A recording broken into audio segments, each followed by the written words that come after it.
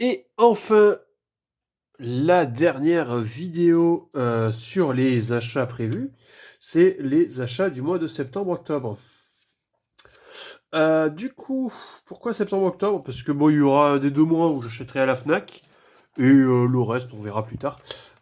Du coup, on a le Digimon Time Stranger qui sort sur Switch. Lui, je l'attends énormément, apparemment, il est très très bon.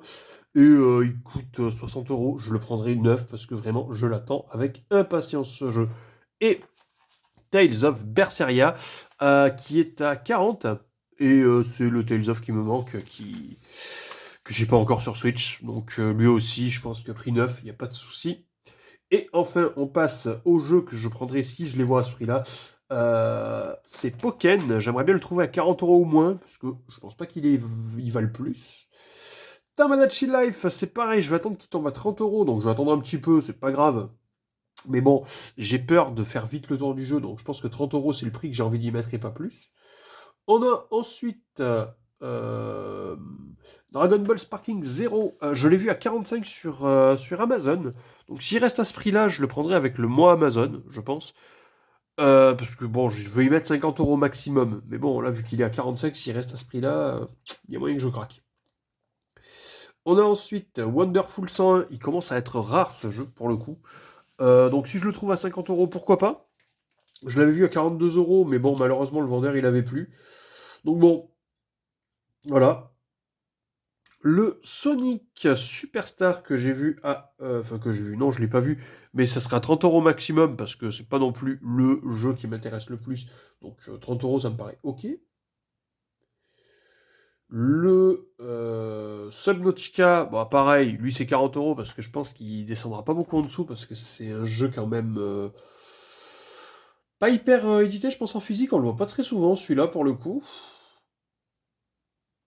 On a le Dead in Visland, lui, 30 € max. C'est un jeu de viking, enfin, de survie viking. Lui, il m'intéresse bien, mais c'est juste que le mois eBay, bah, les achats eBay est déjà passé, donc je vais pas racheter avant cette date, c'est tout. Voilà. Pareil pour Cards RPG. Lui, je l'ai vu à moins de 50 €, mais je le prenais à 50 € maximum parce que le jeu m'intrigue et m'attire énormément. Lui, pour le coup, c'est vraiment un jeu que j'aimerais faire. C'est un tactical avec des cartes. Ouais, voilà, du RPG.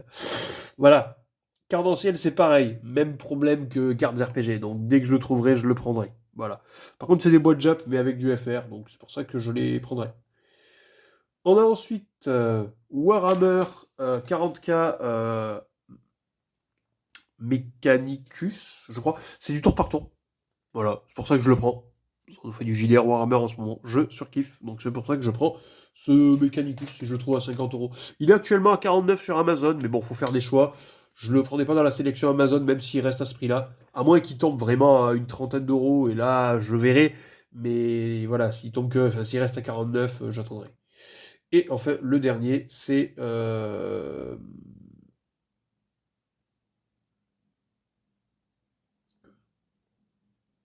quoi? J'arrive pas à me relire. Waouh. Yes.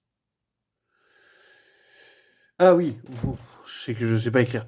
Le Tony Hawk Pro Skater 1+2 sur Switch, parce que bah, je vais rentrer probablement sur GameCube le 3, 4, Underground, etc. Donc bah, il me manquera cela. Donc en vrai, pourquoi pas?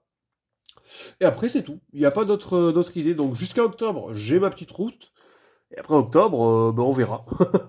Donc bon, pour l'instant, il n'y a rien.